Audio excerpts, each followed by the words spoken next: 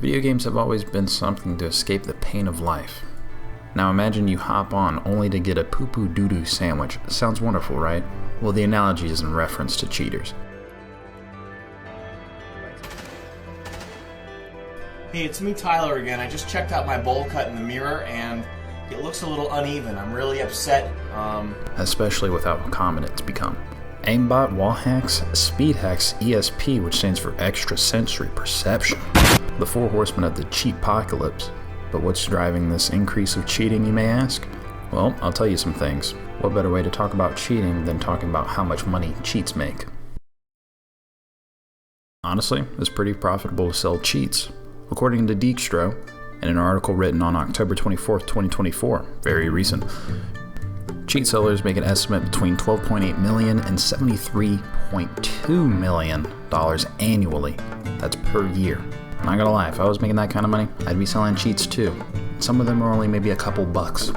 Please tell me, why wouldn't you buy them to begin with? I'm not condoning cheats, but... Damn, what is that, bro?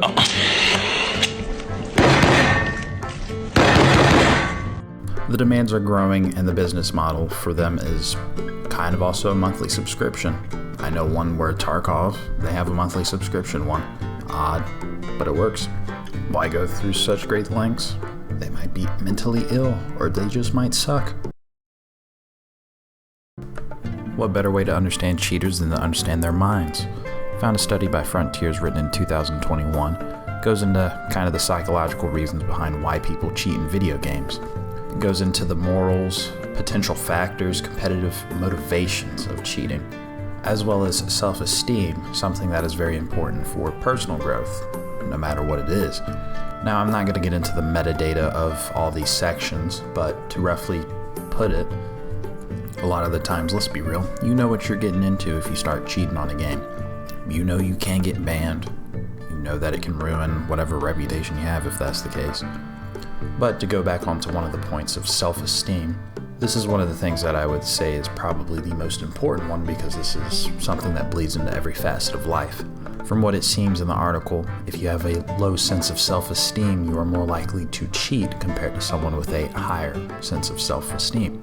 Now, this goes for anything in life.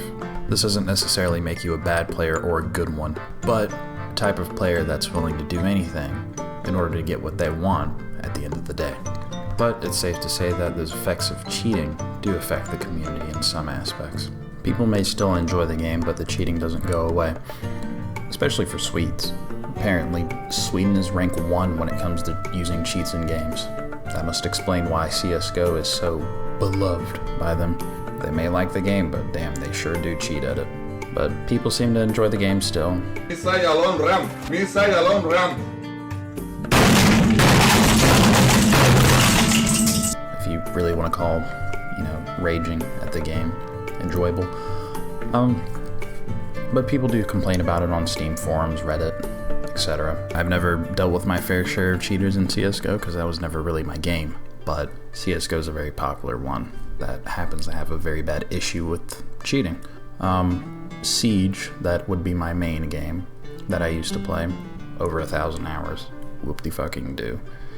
But playing in ranked or tournaments, ranked more specifically, you gain MMR if you win, and you lose it if you win with a cheater, but then you gain it if you lose to a cheater. Now, how common this happens is quite frequent. Almost every other day, I'd lose or gain MMR, just because I played with a cheater on my team that I didn't know was cheating. But it really shows you how many cheaters are in the game to begin with. But at the end of the day, they always keep coming back like a game of cat and mouse. Even if devs get better anti-cheat, they'll always find a way to work around it. Unless you start VAC banning people. I don't see that happening, but even then. Even IP or hardware banning people, I don't see that happening to begin with too.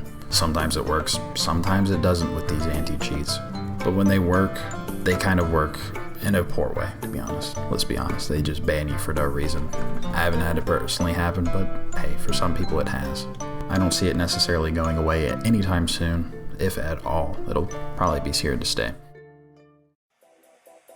Everyone makes their money at the end of the day. You get a little bit less enjoyment, the cheat maker gets money, the dev gets money from you and the cheater, and the cheater buys the game as well, and buys the cheats too.